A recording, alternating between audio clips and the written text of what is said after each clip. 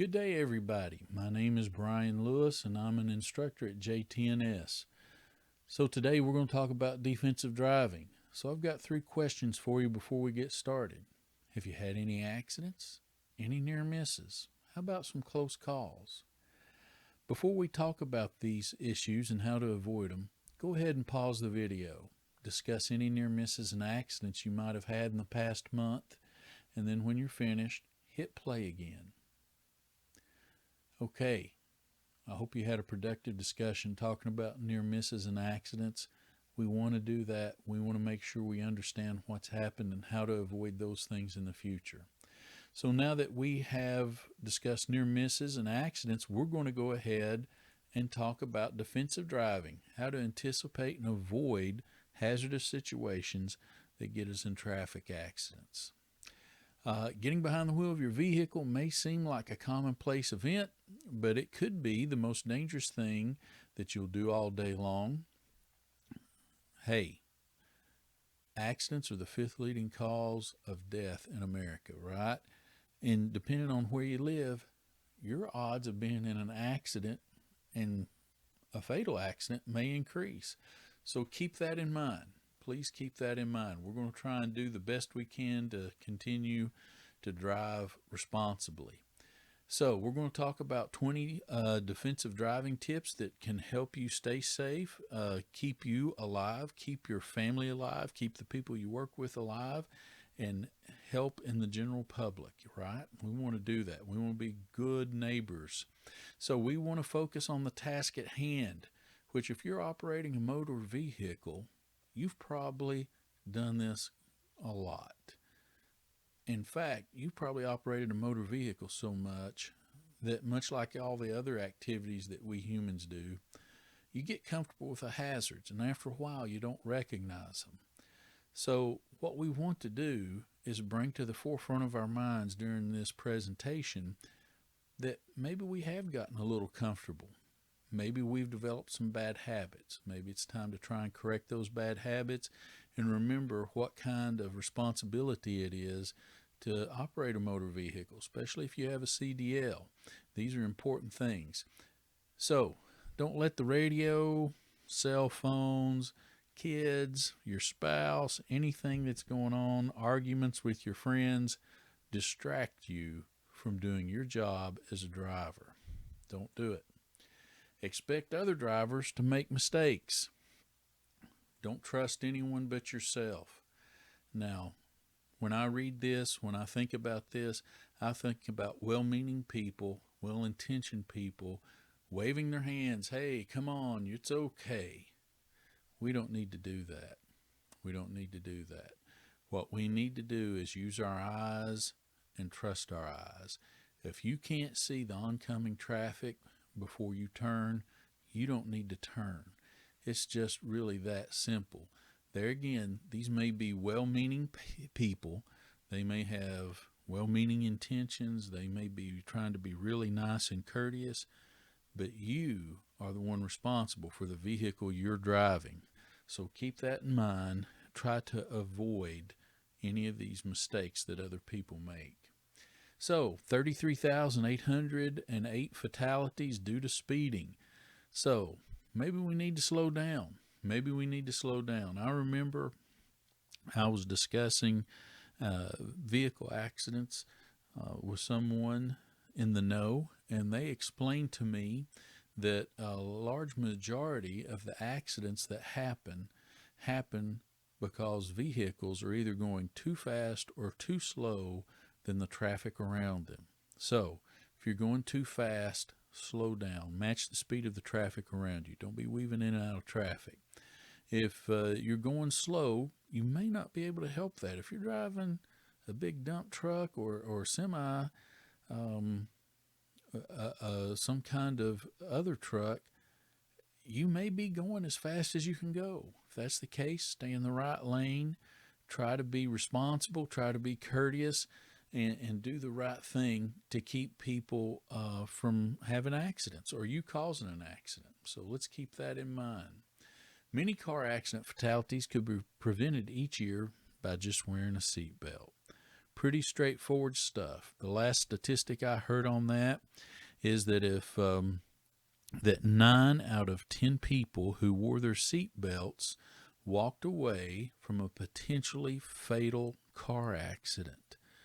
All right, 90%. Those are pretty good odds. I'm not a betting man, but if I were a betting man, I would take my 90% chance, right? So keep that in mind. I absolutely know that there are people out there that feel that it infringes on their freedoms to be required to wear a seatbelt. But the statistics are clear, and we have to rely on those statistics. And those statistics say, hey, if you wear your seatbelt, you got a really good chance of walking away from any kind of potentially fatal accident. So let's keep that in mind. When in doubt, yield. So the leading cause of intersection collisions is running a red light. We all know what green, yellow, and red lights mean. So you see a yellow light, you don't speed up. You slow down, you get ready to stop. Don't be running these red lights. A sure way to have an accident, right? Sure way. Use your blinkers. Confusion is the enemy of safe driving. Make your lane changes and turns predictable, smooth, and always signal in advance. Pretty straightforward stuff. And this is your opportunity as operator of a motor vehicle, as someone who's driving a dump truck, who's driving some other kind of truck or a truck with a trailer on it. This is your opportunity to make your intentions clear and to be smooth in operating your vehicle. I know there are people out there that don't operate their vehicles this way, but it is best practice. It is best practice and it's a requirement. So let's do that. Let's do what we need to do to operate all the vehicles we operate in a safe and courteous way. Use your blinkers. Let people know what your intentions are. Road rage. It's not just an urban myth. Look, people get mad. In fact, I don't know, maybe it's just modern living, but people tend to stay angry all the time now. And you get behind a wheel, and even though there's windows in it, you seem a little insulated. If someone's mad at you, instead of doing the typically male thing and escalating the situation, try de-escalation. Try de-escalation. It may ask you to swallow a little pride, whether you're in the right or whether you're in the wrong. But in the end, what's going to happen, hopefully, is you're going to avoid someone that doesn't need to be behind the wheel while they're so angry. So keep that in mind. Keep that in mind. I'm sure you all are like me. Once in a while I read where there's a shooting, Lord forbid, a killing, where these road rage incidents just get way out of control, way out of control.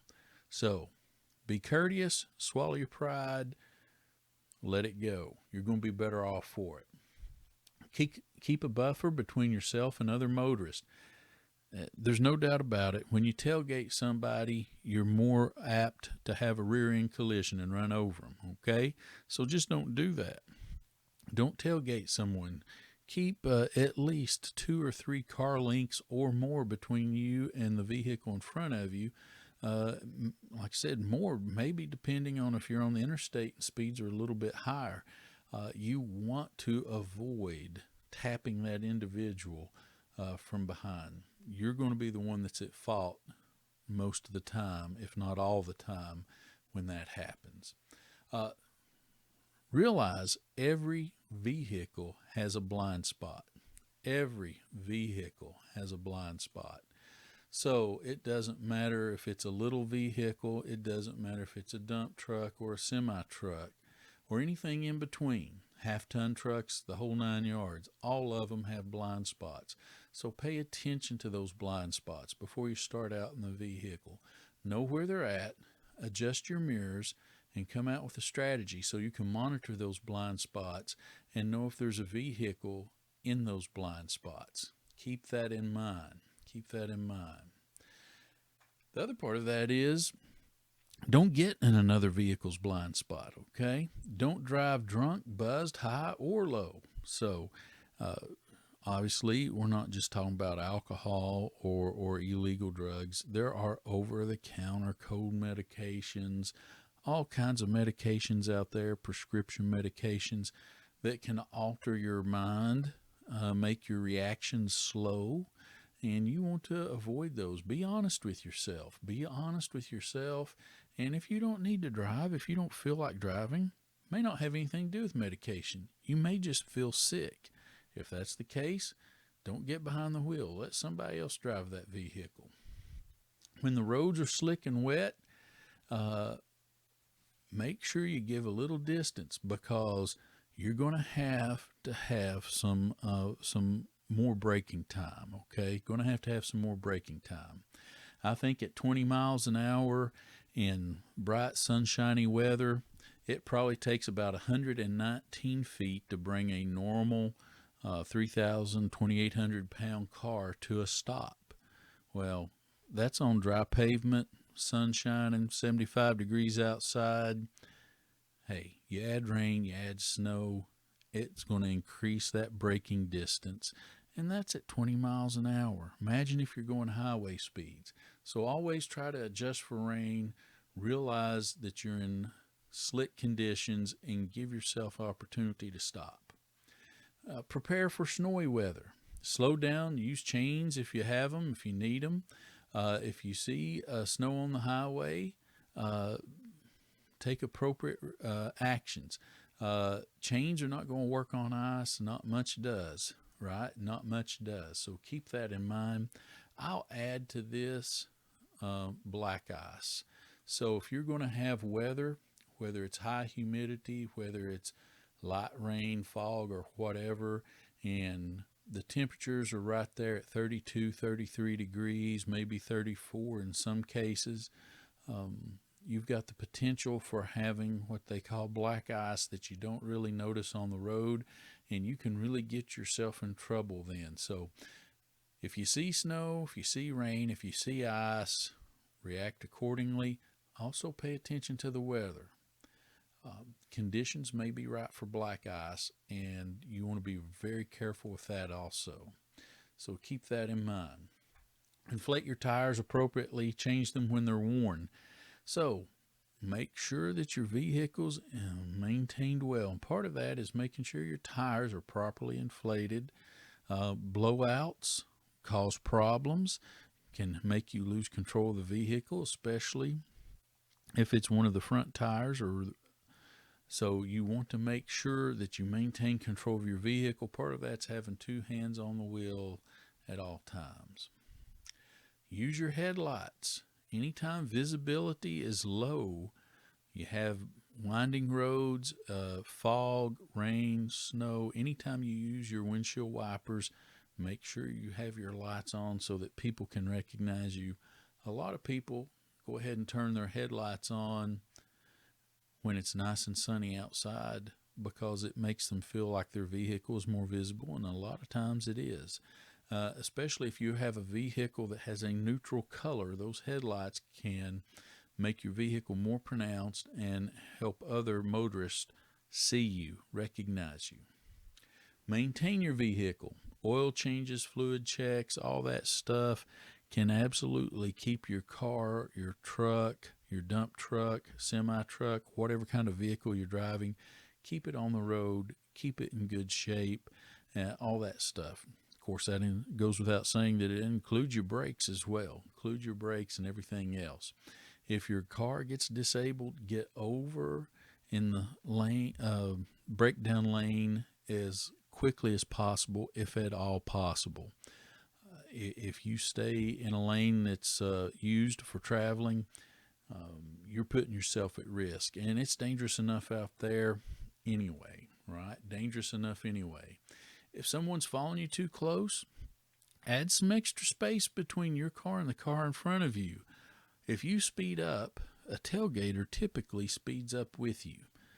If you slow down, it's not going to have any effect except that it will give you extra time to react with regards to the car in front of you.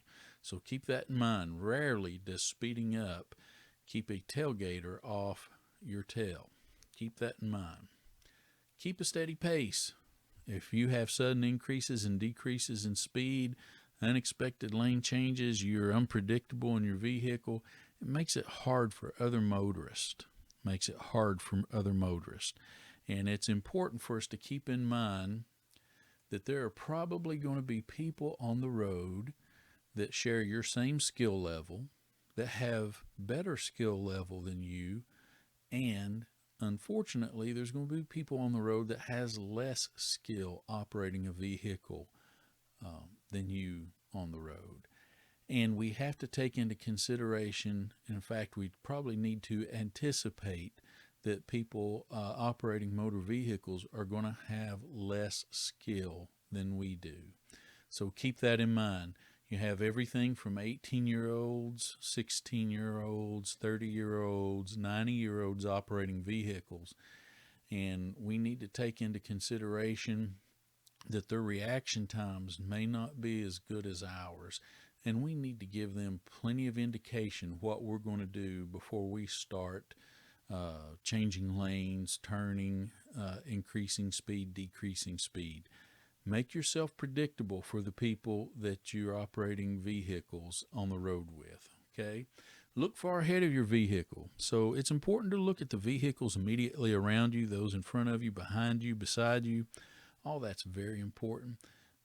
Don't forget to look down the road. Especially on freeways and interstates and long two-lane roads. Oftentimes you can catch brake lights, turn signals, other things like that. You can anticipate what traffic is going to do. That's important. Defensive driving summary. The biggest thing is pay attention. Go through pre-operational checks. Make sure that the mirrors, side mirrors, rear view mirrors, lights, everything that you're going to need is going to work. Do not assume that other drivers are paying attention. Just don't assume. That assumption is going to get you in trouble a lot. So just assume that they're not paying attention, and your safety depends on yourself, and other motor vehicle operator safety depends on you as well. Stay focused while you're driving. Don't let yourself get distracted. Certainly not by talk radio, certainly not by music, not by passengers, not by any kind of thing that might grab your attention. Keep your attention on operating your vehicle safely. Pull over if you have to answer a phone call. Use hands-free options in the state of Tennessee. Make sure you pay attention to those things. Don't get distracted. Don't take your eyes off the road or operating your vehicle to fool with a cell phone or any other electronic device. Your attention, your focus needs to be on your vehicle, the vehicles immediately around you, and vehicles that are far enough in front of you so that you can anticipate what traffic's going to do. Travel at the same speed as everyone else. If that means decreasing your speed, then decrease your speed. If it means increasing your speed a little bit, if you can, make sure you're traveling at the same rate as the rest of traffic. Keep that in mind. I appreciate y'all paying attention. Thank you for paying attention. If you have any questions, please discuss them among yourself. Discuss them with your safety director, your safety person, the one that's responsible for your safety. Contact me or any other JTNS instructor, and we will be more than happy to answer your questions. We may know the answer to your question right off the top of our head, or it may take us a little bit of research and us getting back with you. But that's what we're here for, and that's what we want to be, as a resource if you have any questions. Once again, I appreciate your time. Have a great day. Have a great rest of the week, and see you next month. Thank you.